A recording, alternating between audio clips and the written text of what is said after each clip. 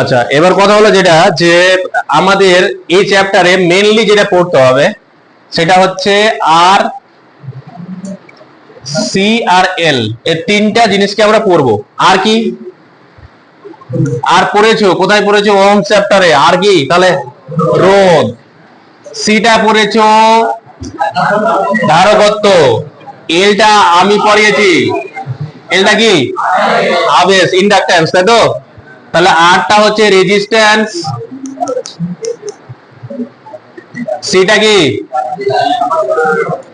Capacitance, আর এটা হচ্ছে inductance, তাই তো? এবার কথা হলো যেটা যে আমরা এই তিনটা এই সার্কিটে পড়বো।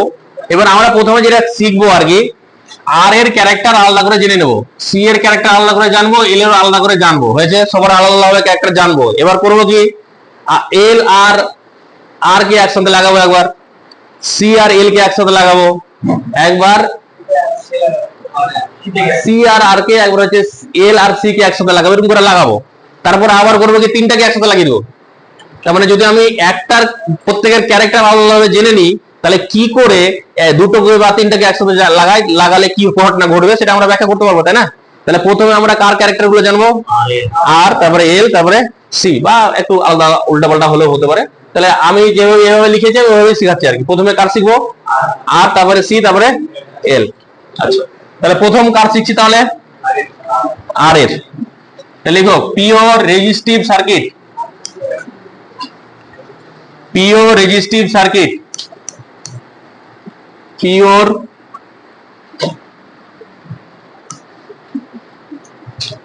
Resistive circuit. বাংলাতে হলে কি হবে? বিশুদ্ধ রোধক বর্তনী। লিখে নাও, বাংলার ফ্যান তোমরা। বিশুদ্ধ রোধক বর্তনী।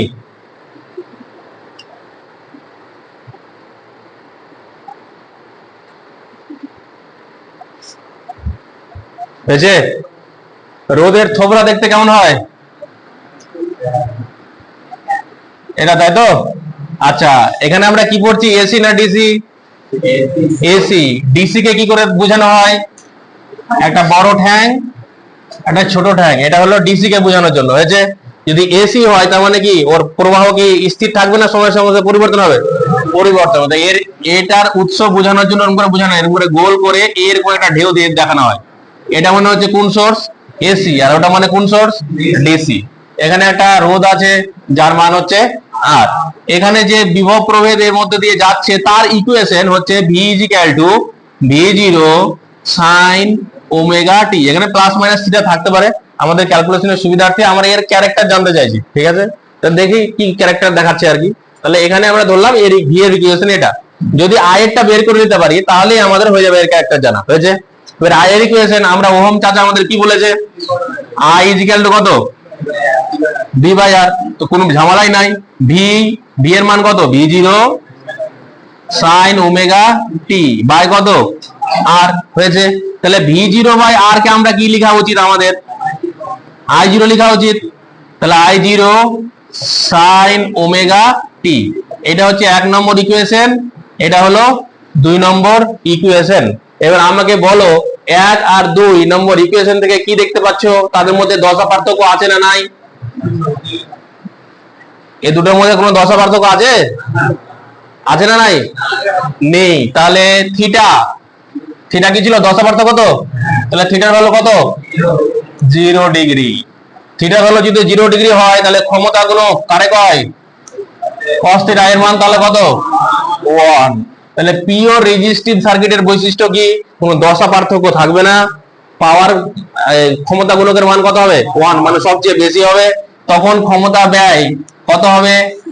I RMS V RMS cos theta, তাহলে ওটা তো 1 হয়ে যাচ্ছে, তাহলে কত হলো? আই আরএমএস ভি আরএমএস, এটা হলো পাওয়ারের কনজাম্পশন। এটা হবে কি সবচেয়ে বেশি। তাহলে কোন বর্তনীতে সবচেয়ে ক্ষমতার ব্যয় বেশি হয়? এসি বর্তনী তো শিখছি, কিন্তু কোন বর্তনী এটা?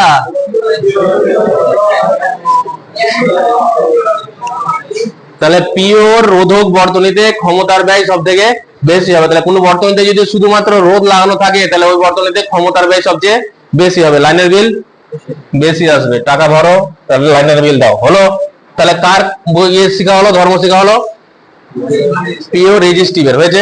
এবার যে ফেজার ডায়াগ্রাম আমরা শিখবো। ফেজার ডায়াগ্রাম নামটা শুনে হয়তো কঠিন মনে হতে পারে, কিন্তু আমি একদম সহজ ভাবে বলে দিয়েছি। ফেজার ডায়াগ্রাম কিছুই না, ভোল্টেজ আর কারেন্ট স্কেলার না ভেক্টর? ভোল্টেজ কারেন্ট স্কেলার না ভেক্টর? দুটো স্কেলার। মনে হতে পারে যে কারেন্টের তো ম্যাগনিটিউড আছে, ডাইরেকশন আছে, তাহলে ভেক্টর হবে, কিন্তু দুঃখের বিষয় হলো কারেন্ট ভেক্টরের বীজগণিত মেনে চলে না। ফেজার একটা নতুন পদ্ধতি বলেছিল আর কি, বলেছিল যে যদি কারেন্ট আর ভোল্টেজকে আমরা ভেক্টর হিসেবে ব্যবহার করি তাহলে আমাদের ক্যালকুলেশন করতে সুবিধা হবে। এই টেকনিকটাকে বলছি আমরা ফেজার ডায়াগ্রাম, হয়েছে। এবার সাধারণত এখানে এই চ্যাপ্টার পড়ার সময়তে আমরা কারেন্টটাকে ধরবো এদিকে, তাহলে কারেন্টটাকে ধরছি আমি এদিকে, তাহলে ভোল্টেজটা এই অঙ্ক অনুযায়ী ভোল্টেজটা আর ভোল্টেজ আর কারেন্টের মধ্যে কোনো দশা পার্থক্য আছে না? নাই, নেই। তো যদি না থাকে তাহলে কোন থাকবে?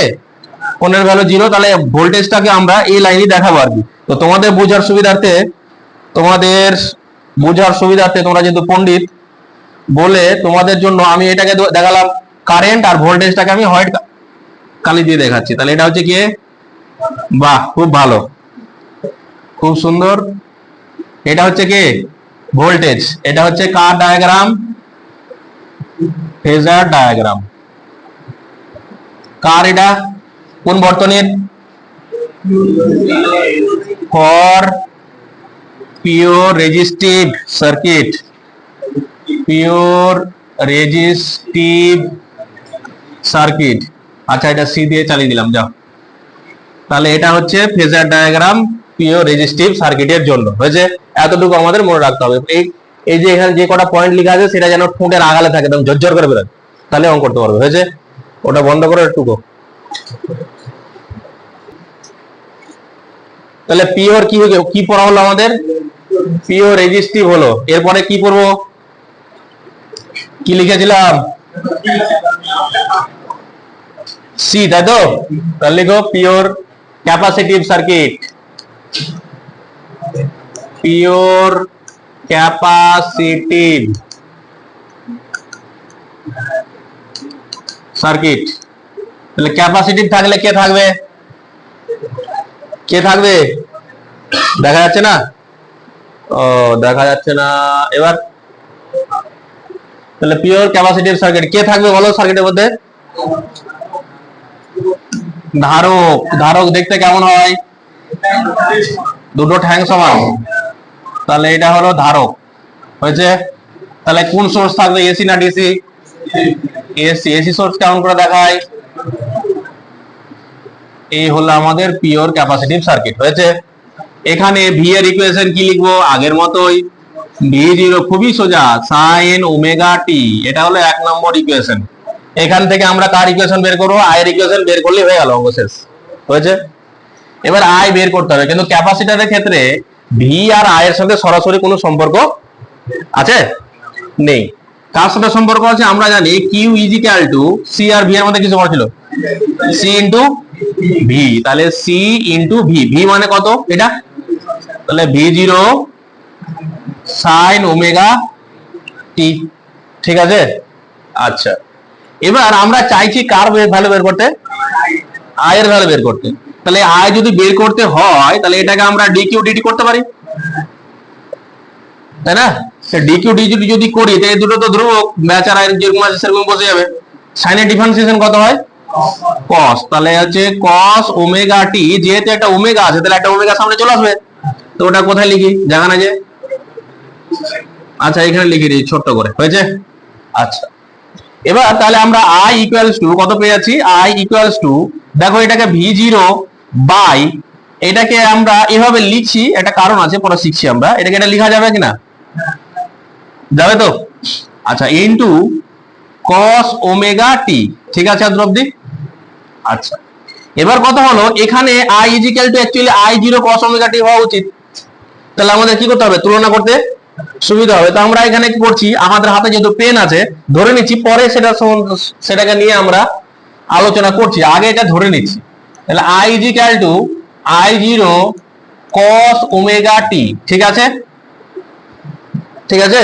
এবার I0 সম্বন্ধে পরে আমরা যা বলার বলছি আর কি, পাশে লিখে নিচ্ছি। I0 টা হচ্ছে কি actually I0 is equal to কত পেয়েছি, V0 by 1 by C omega. এটা গল্প আমাকে পরে পড়ছি, হয়েছে। আচ্ছা, আগে এটা গল্প করে নি আর কি এর সাথে। এবার দেখো যে আচ্ছা এটাকে, এখানে তো cos আছে, এখানে কি আছে, সাইন আছে। তো এবার আমাদের যেহেতু একটা cos একটা সাইন, তাহলে তাদের মধ্যে দশা পার্থক্য তো বের করতে হবে। বুঝতে পারছি দশা পার্থক্য কত আসবে, π/2 আসবে, কারণ আমি একদিন বলেছিলাম যে সাইন আর cos এর মধ্যে দশা পার্থক্য কত থাকে, π/2। এবার কথা হলো কে আগে থাকে কে পিছিয়ে থাকে সেটা দেখবো। তো এবার কথা হলো যেটা, যে I ইকুয়ালস টু I0, এটাকে আমরা এটা লিখতে পারি কিনা বলো, সাইন ওমেগা টি প্লাস π/2। এটা লেখা যাবে না, যাবে না? এই থাম, কোথায় পালাচ্ছিস, যাবে? এটা হচ্ছে আমার দ্বিতীয় নম্বর ইকুয়েশন। ঠিক আছে, তাহলে বলো 1 নম্বর ইকুয়েশন আর 2 নম্বর ইকুয়েশন তুলনা করলে আমরা কি পাচ্ছি, দুটোর মধ্যে দশা পার্থক্য আছে না নাই? আছে, তাই তো? আছে না নাই? আছে। অতএব দশা পার্থক্য, ফেজ ডিফারেন্স বিটুইন কার কার মধ্যে, I and V, I R V এর মধ্যে ফেজ ডিফারেন্স কত পাচ্ছে, কত পাচ্ছি, থিটা ইজ ইকুয়াল টু π/2। π/2 হলে কি শিখেছিলাম, ক্ষমতা গুণক কত হবে, cos থিটা, মানে ক্ষমতা গুণক, বাংলাতে লিখে নি, ক্ষমতা গুণক। ক্ষমতা গুণক মানে cos theta is equal two হচ্ছে cos π/2 করলে কত পাচ্ছি, 0। তাহলে ক্ষমতা গুণকের মান কত হয়েছে, 0। ক্ষমতা গুণকের মান যদি 0 হয়ে যায়, তাহলে এখানে পাওয়ারের কোনো কনজাম্পশন হবে, তাহলে কোনো পাওয়ারের লস হবে না। পাওয়ারের লস যদি না হয়, তাহলে এই ধরনের প্রবাহকে কি বলেছিলাম, ওয়াটলেস কারেন্ট। তাহলে আমরা কি শিখলাম, যে যদি পিওর ক্যাপাসিটিভ সার্কিট হয়, তাহলে সেখানে কোনো ক্ষমতার ব্যয় হবে। তাহলে যদি একটা এসি বর্তনীতে একটা ক্যাপাসিটর লাগানো থাকে, তাহলে সে কোনো ক্ষমতার ব্যয় করবে না। কি করবে, যে পরিমাণ শক্তি দেবে, এই পরিমাণ শক্তি স্টোর করবে। সেটা কোন সূত্র অনুযায়ী, হাফ সি ভি স্কয়ার। তাহলে যে পরিমাণ শক্তি এখানে ক্ষয় হবে, সেটা এর মধ্যে কি থাকবে, স্টোর থাকবে। তাহলে পিওর ক্যাপাসিটিভ সার্কিট যদি এসিতে লাগাই, তাহলে সে কোনো ক্ষমতার ব্যয় করবে না। হয়েছে? তাহলে এখানে একটা ওয়াটলেস কারেন্ট আমরা পাচ্ছি। হয়েছে আদর অব্দি? এবার কথা হলো এখানে আমাদের কি আসবে, আগের মতো কি কোন ডায়াগ্রাম নিয়ে আসবো, ফেজার ডায়াগ্রাম। তো ফেজার ডায়াগ্রামের যদি গল্পতে আসি, তাহলে বলো যে কারেন্ট আর ভোল্টেজের মধ্যে দশা পার্থক্য আছে না নাই? আছে। কে আগে আছে আর কে পিছিয়ে আছে? কার বয়স বেশি? এই দেখো এখানে π/2, আর এখানে কত আছে, কিছু নাই। তাহলে কি আগে আছে, কারেন্ট আগে আছে না ভোল্টেজ? কারেন্ট। আচ্ছা, এখানে একটা কথা লিখে নাও, তাদের মধ্যে দশা পার্থক্য এটা। এখানে একটা কথা লিখে নাও, কি কথা লিখবে? আচ্ছা, লিড মানে কি? লিড মানে এগিয়ে থাকা, ল্যাগ মানে পিছিয়ে থাকা। তো এটা ফেজার ডায়াগ্রাম করার আগে এই কথাটা আগে লিখে নাও। ইন পিওর, ইংরেজিতে লিখো না বাংলাতে লিখো, বলো বাংলায়। In pure capacitive circuit, current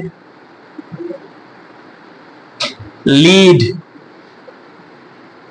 voltage by an angle, কত অ্যাঙ্গেলে লিড করে রাখছে, π/2। কিন্তু যদি এখানে ল্যাঙ্গুয়েজটা আমি এরকম লিখতাম, in pure capacitive circuit voltage, তাহলে এখানে কি লিখতে হতো, ল্যাগ। এখানে যদি আমি লিখতাম যে voltage lag current by an angle, কত হতো, π/2। তাহলে পিছিয়ে থাকলে ল্যাগ আর আগে থাকলে লিড। কি আগে থাকছে এখানে, কারেন্ট এগিয়ে থাকছে। তাহলে এখানে যদি ফেজার ডায়াগ্রাম আমি আঁকি, ফেজার ডায়াগ্রাম উপরে হয়ে গেছে না, তো ফেজার ডায়াগ্রাম যেহেতু উপরে হয়ে গেছে, তাহলে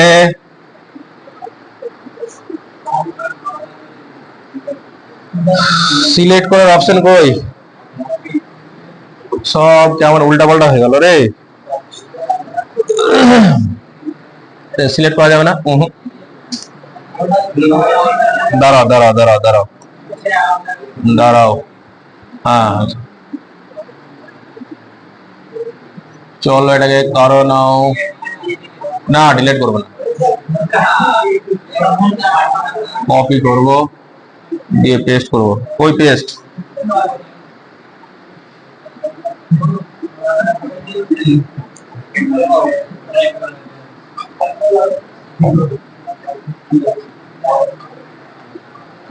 আচ্ছা এবার কথা হলো যেটা, এটাকে এর উপরে গুটিয়ে দিই। তাহলে ফেজার ডায়াগ্রাম কি হবে? কারেন্ট কোন দিকে হতে বললাম?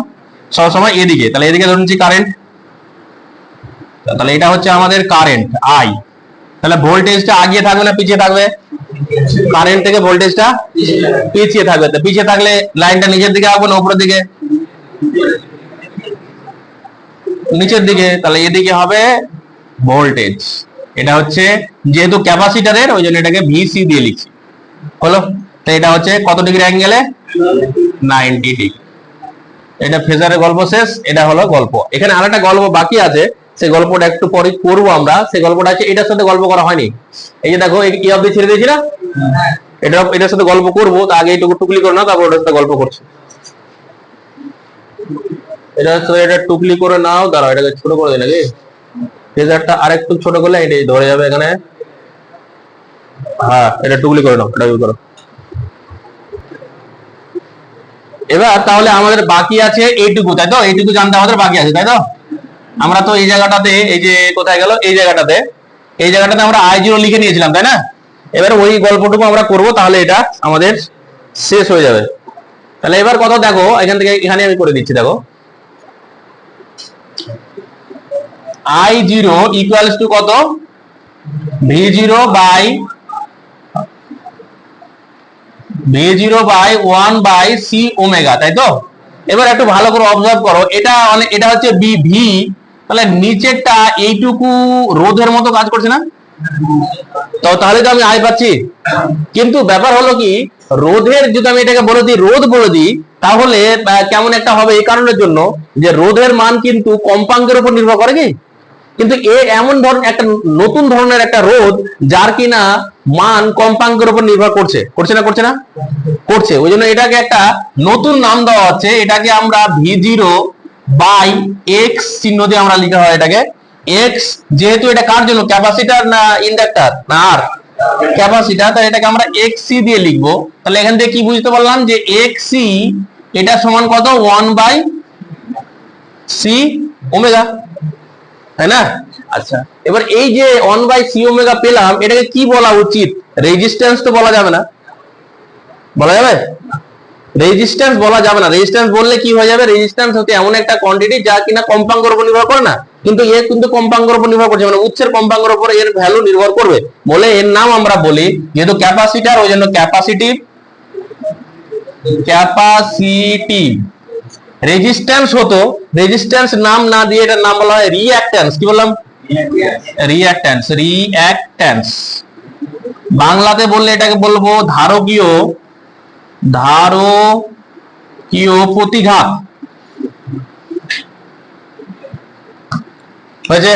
তাহলে XC equals to 1 by C omega. এবার আমাকে বলো যে যত ওমেগার মান বাড়বে, এখানে চলে এসো, এবার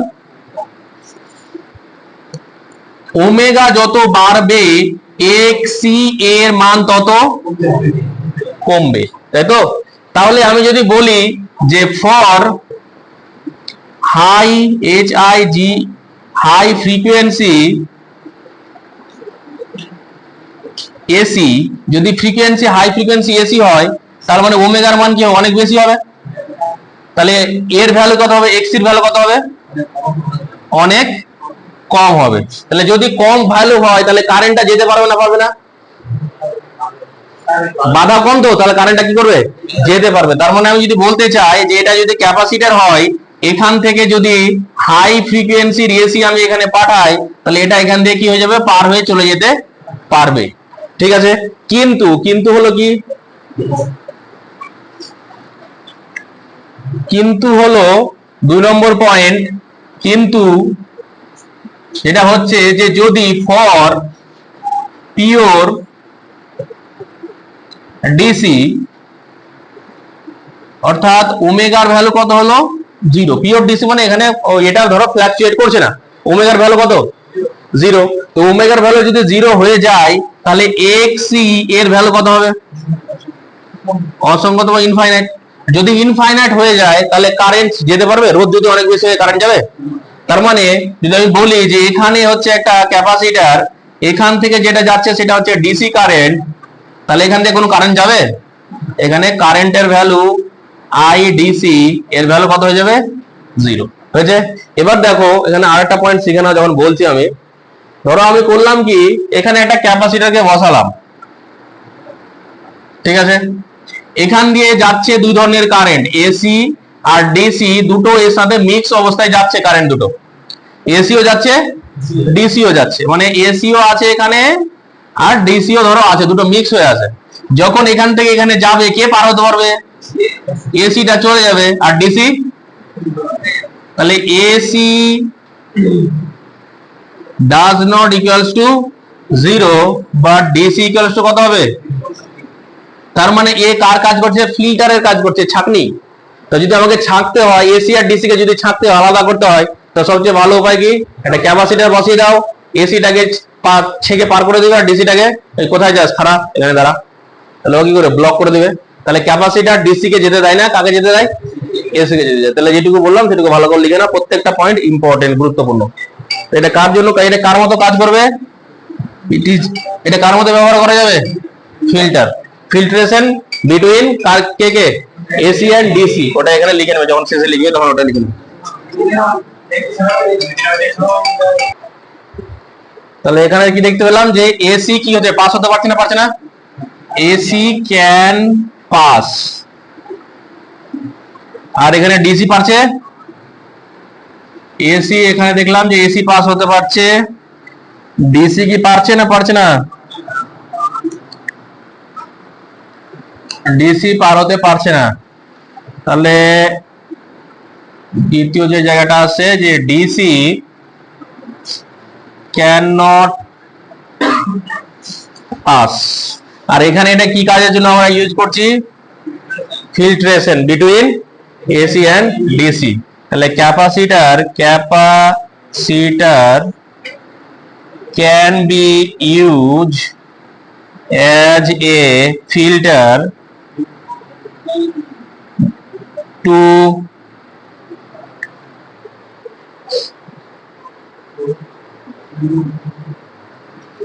filter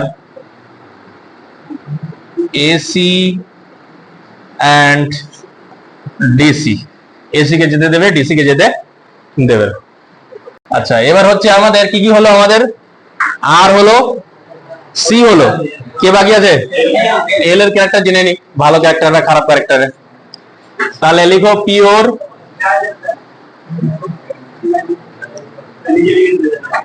ও নিচে লিখতে হবে, আচ্ছা যখন এখানে লিখে দিই তারপর নিচে নামিয়ে দিচ্ছি। পিওর ইন্ডাকটিভ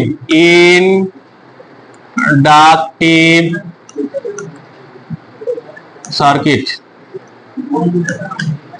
এটাকে নিচে নামাতে হবে না, হয়েছে দেখাচ্ছে। তাহলে পিওর ইন্ডাকটিভ সার্কিট, তাহলে পিওর ইন্ডাকটিভ সার্কিট যদি হয় তাহলে কি থাকবে এখানে,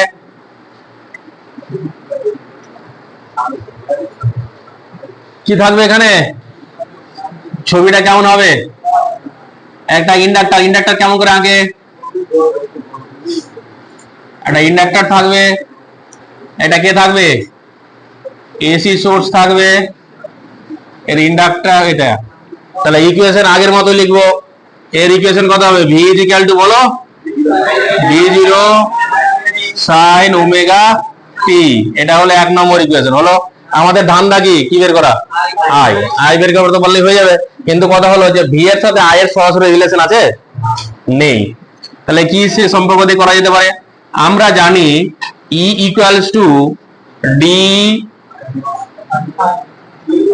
না এটা দিয়ে হবে না, দাঁড়াও, আমরা যে এটা এল ডিআই বাই ডিটি, আচ্ছা চিহ্ন আমরা ধরতে পারি না ধরতে পারি, ঠিক আছে, আচ্ছা ধরো চিহ্ন ধরলাম, দেখা যাক চিহ্ন ধরে কি হচ্ছে, হয়েছে। এবার অ্যাকচুয়ালি এখানে তো ইটা তো অ্যাকচুয়ালি কি বলেছিলাম, ভি তো, তাহলে ই এর জায়গাতে কত বসাবো, ভি কে বসিয়ে দেবো, এটা এখানে বসাও। তাহলে কত পাচ্ছি আমরা, V zero sine omega t equals to minus L di dt. ঠিক আছে না, ঠিক নাই? ঠিক আছে, আচ্ছা। এবার এটাকে একটু, ঠিক আছে, এবার এখান থেকে আমরা করছি কি, আইটাকে বের করতে পারলে হয়ে যাবে আমাদের। তাহলে যদি এটা করতে যাই তাহলে ডি আই ইকুয়ালস টু কত পাচ্ছি বলো, V zero sine omega t by L, সামনে একটা মাইনাস, ইন্টু কত, ডিটি। হয়ে গেছে। এবার আমরা করবো ইন্টিগ্রেশন, তাহলে integration d I equals to minus V zero by L, ধ্রুবক বাইরে বেরিয়ে গেল, ইন্টিগ্রেশন থাকছে sine omega t into dt. তাহলে এটা হলো I minus V zero by L, এটার ইন্টিগ্রেশন হচ্ছে মাইনাস কস ওমেগা টি, একটা ওমেগা আছে তাহলে নিচে ওমেগা চলে আসবে, মাইনাস মাইনাসে প্লাস, এটা হলো। ঠিক আছে। এবার দেখো এটাকে আগের মতো আমি লিখে নিচ্ছি, পরের সম্বন্ধে একে নিয়ে আলোচনা পরে করা হচ্ছে। কি আলোচনা পরে করা হচ্ছে, এখানে আমি এইটুকুর জায়গাতে, এই যে এইটুকু আছে, এইটুকুর জায়গাতে আমি কি লিখছি, I zero cos omega t. এটাকে আমরা দেখো I zero sine omega t minus pi by two লেখা যাবে না, যাবে না? যাবে। তোমরা বলতে পারো যে স্যার এর আগেরটাতে তো আপনি এখানে প্লাস লিখলেন, এখানে তো মাইনাস লিখলেন। অ্যাকচুয়ালি এখানে সাইনটা লিখেছি বলে এরকম হয়েছে, সাইনটা না ধরলে এটা হতো না, এখানে অলরেডি একটা মাইনাস চিহ্ন আসতো, উল্টে যেত তখন। ঠিক আছে, শুধুমাত্র যেটুকু প্রয়োজন সেটুকু দেখো আর কি। তাহলে এটা কয় নম্বর ইকুয়েশন গেল, 2 নম্বর ইকুয়েশন। তাহলে এখানে দেখো কারেন্ট আর ভোল্টেজের মধ্যে 10 পার্থক্য আছে না নাই, আগের মতো অনেকটা, ঠিক আছে তাই তো? তাহলে এখানে কি দেখতে পাচ্ছি যে ফেজ ডিফারেন্স বিটুইন কে ভি এন্ড আই কত আছে, থিটা ইজ ইকুয়াল টু কত পাচ্ছি, পাই বাই টু। যদি এটা হয় তাহলে পাওয়ার ফ্যাক্টর কাকে বলে, cos থিটা, এর মান কত হবে, 0। তো যদি হয় তাহলে পি অ্যাভারেজের ভ্যালু কত হবে, 0 হবে, তাই না? তাহলে আমাদের পি অ্যাভারেজের ভ্যালু হচ্ছে 0। এটাকে ব্ল্যাক কালি দেখানো হচ্ছে, এটা পি, এটাকে অন্য কালি করা যাক, হোয়াইট কালি। তাহলে আমাদের কি দেখতে পাচ্ছি যে পি অ্যাভারেজের ভ্যালু কত পাচ্ছি, 0, আর এখানে এটার ভ্যালু কত পাচ্ছি, পাই বাই 2। আচ্ছা, এবার তাহলে এখানে কি পাবো আমরা, কোন কারেন্ট পাবো, ওয়াটলেস কারেন্ট। এটা কার জন্য পাচ্ছি আমরা ওয়াটলেস কারেন্ট, কার জন্য ওয়াটলেস কারেন্ট পাচ্ছি, পিওর ইন্ডাকটিভ ক্যাপাসিটিও সেটা ছিল। তাহলে এই যদি পিওর ইন্ডাকটিভ সার্কিট হয় তবুও কি হবে, কোনো ক্ষমতার ব্যয় হবে না। ফেজ ডিফারেন্স কত আছে, পাই বাই 2। কিন্তু হলো কি, এখানে দেখো ভালো করে অবজার্ভ করো, সেটা হচ্ছে যে এখানে কি আগে আছে আর কি পিছিয়ে আছে, কি আগে আছে, এখানে ভি আগে আছে আর কারেন্ট কি আছে, পিছিয়ে আছে। তাহলে কি ল্যাঙ্গুয়েজটা কি হবে, ভাষাটা কি হবে বলো দেখি আগের মতো, ইন বলো, ইন পিওর ইন্ডাকটিভ সার্কিট কি আগে থাকবে, কে পিছিয়ে থাকবে, ভোল্টেজ লিড। কারেন্টটা লিখতে পারো, কি লিখবো, কারেন্ট আগে লিখবো না ভোল্টেজ, যেটা কারেন্ট লিখবো। তাহলে কারেন্ট কি হবে এটা, তাহলে current lags voltage by an angle কত, পাই বাই 2। এর কি থাকবে, পিছিয়ে থাকবে, কে পিছিয়ে থাকবে, ভোল্টেজ পিছিয়ে থাকবে, আর কে, কারেন্ট, না কারেন্ট পিছিয়ে থাকবে, ভোল্টেজ কি থাকবে, এগিয়ে থাকবে। তাহলে গ্রাফ যদি আমি আঁকি, ফেজার যদি আঁকি আগের মতোই, তাহলে কি হবে, তাহলে ফেজার বাবাজি কেমন হবে, ফেজার ডায়াগ্রাম। তাহলে কি হবে, কারেন্টটাকে কোন দিকে আঁকতে বললাম, এদিকে আঁকতে বললাম, তাই তো? তাহলে ভোল্টেজটা কোন দিকে হবে? উপরের থেকে নিচের দিকে? উপরের দিকে। তাহলে এটা হবে ভোল্টেজ। তাহলে এটা হবে কারেন্টের আই, আর ভোল্টেজটাকে যেহেতু ইন্ডাক্টর, তাহলে ভিএল দিয়ে লিখছি। এই কোণটা কত ডিগ্রি? 90 ডিগ্রি। হয়েছে? এখানে শুধুমাত্র বাকি থাকলো কার সাথে গল্প করতে? এটুকুর সাথে গল্প করতে। এইটুকু টুকুনে ওটার সাথে গল্প করছে, এটা বন্ধ করো। এবার দেখো এই যে পার্টটুকু দেখো, এই যে আই ইকুয়ালস টু লিখেছিলাম ওই পার্টটুকু আমরা করবো এবার। তো এটাকে আমি এই সাইডে সরিয়ে দিচ্ছি, এখানে করে দিই, এটাকে মুছে দিই।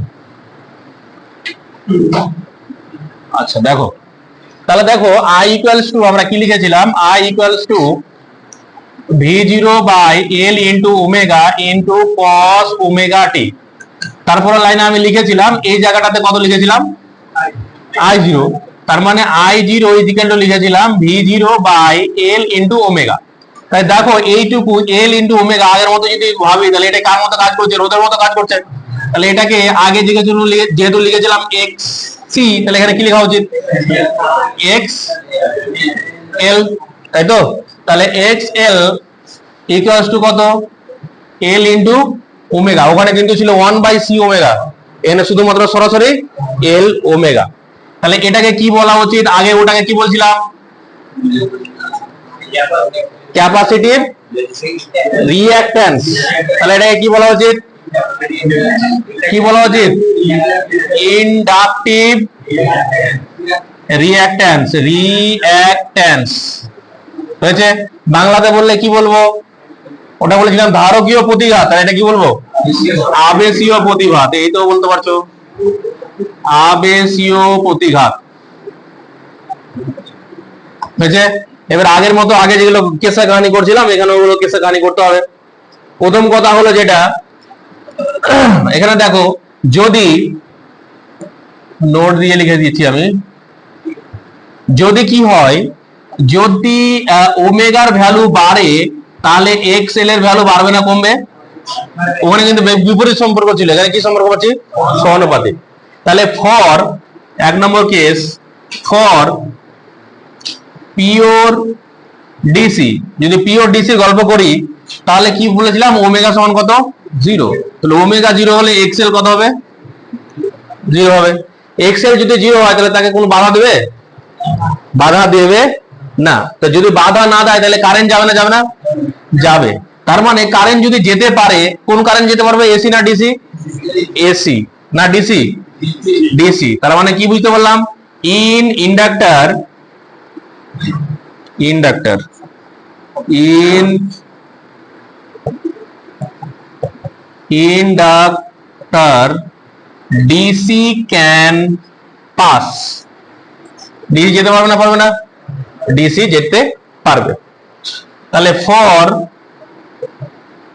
High frequency, high frequency AC, ওমেগার ভ্যালু কত হবে? অনেক বেশি হবে। তাহলে omega high,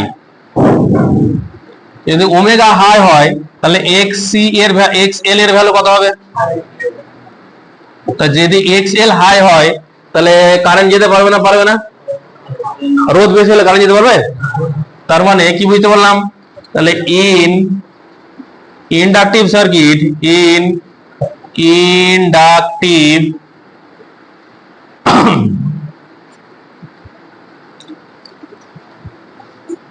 in inductive circuit AC cannot pass। তাহলে এসি পাস করতে পারবে না, ডিসি পাস করতে পারবে। এর আগের ক্ষেত্রে কি ছিল?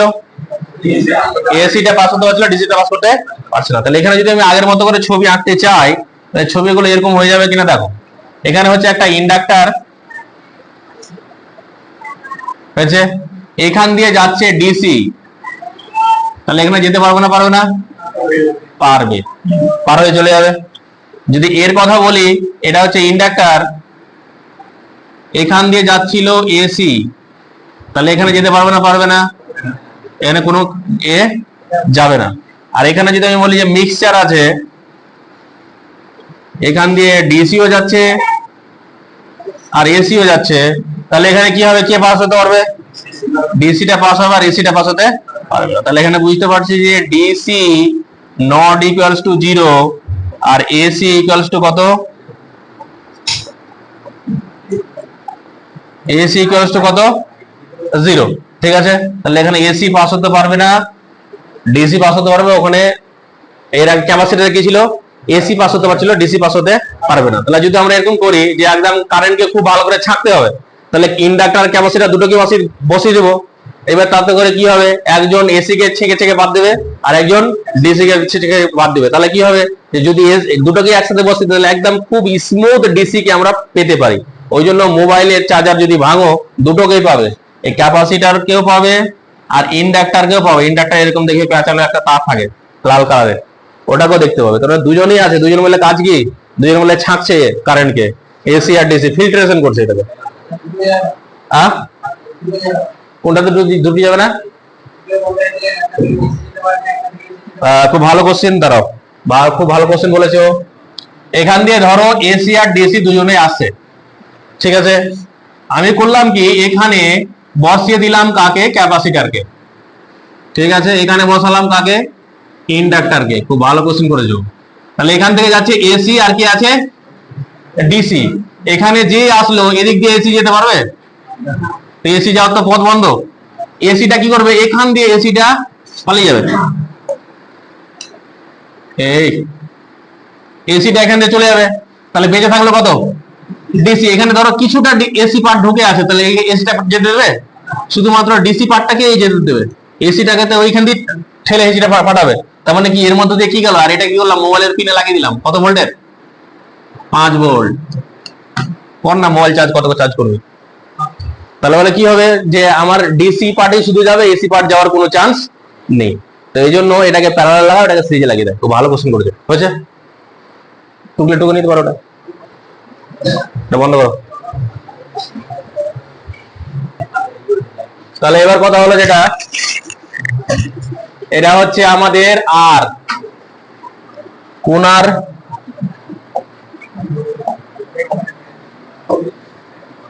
এটা হচ্ছে শুধুমাত্র আমাদের আর সার্কিট, ঠিক আছে।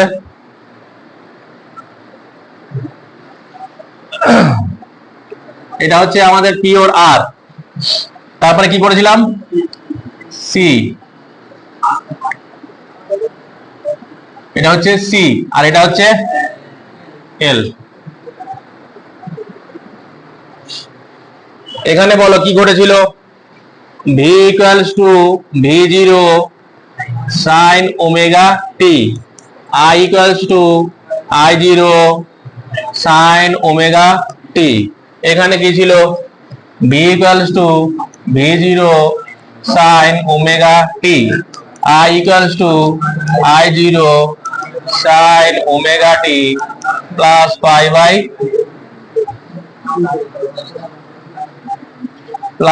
বাই টু, ঠিক আছে। তারপরে এখানে কি ছিল? V equals to V0 sine omega t আর আই ইকুয়ালস টু I0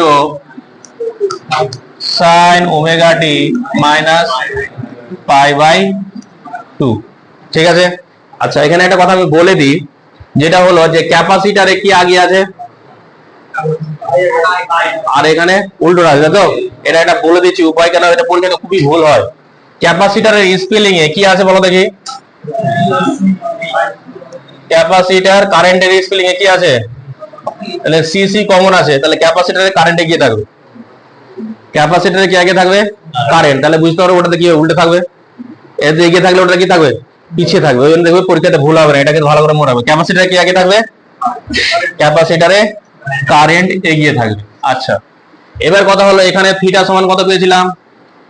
এরকম কেন করছে বোর্ডটা এত? এখানে থিটা সমান কত পেয়েছিলাম? 0। তারপরে পাওয়ার ফ্যাক্টরের ভ্যালু কত পেয়েছিলাম? 1। এভারেজ পাওয়ারের ভ্যালু কত পেয়েছিলাম? I, RMS, V,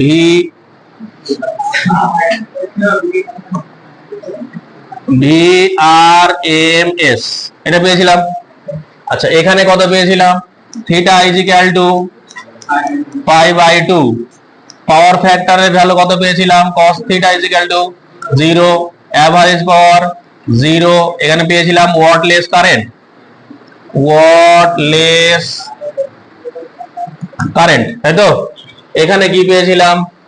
theta is equal to pi by 2, cos theta মানে পাওয়ার ফ্যাক্টরের value 0, average value 0, wattless current, তাই তো? আচ্ছা, তারপরে এখানে আমরা কি পেলাম? ফেজার ডায়াগ্রাম, এদিকেও ছিল আই আর এদিকেও ছিল ভি, তাহলে আই ও এদিকে, ভি ও এদিকে, অ্যাকচুয়ালি এটাকে ভি আর লেখা বেটার হবে আর কি। হলো, এটার ক্ষেত্রে কি দেখলাম? যে কারেন্ট এদিকে আর ভোল্টেজটা পিছিয়ে থাকবে, তাহলে ভি সি নিচের দিকে। হলো, এটার ক্ষেত্রে কি দেখলাম? কারেন্ট এদিকে আর এটা উপরের দিকে, তাহলে এটা হলো হচ্ছে কত? ভি এল হয়েছে। তারপরে কি দেখলাম? এখানে I zero equals to V zero by R, এখানে কি ছিল? এখানে কি ছিল? I zero equals to V zero by X C, আর এই এক্স সি ইকুয়ালস টু কি ছিল? 1 বাই সি ওমেগা হয়েছে। এখানে কি দেখলাম? যে I zero is equal to V zero by X L, আর এই X L is equal to omega into L ছিল, হয়েছিল। এখানে ছিল এটাকে এক্স এলটাকে কি বলেছিলাম? Inductive reactance. এখানে এটাকে কি বলেছিলাম? ক্যাপাসিটিভ রিঅ্যাকট্যান্স, তাই তো? এতটুকুই আমরা পড়লাম আজকে অবধি, এইটুকুই পড়া হয়েছে।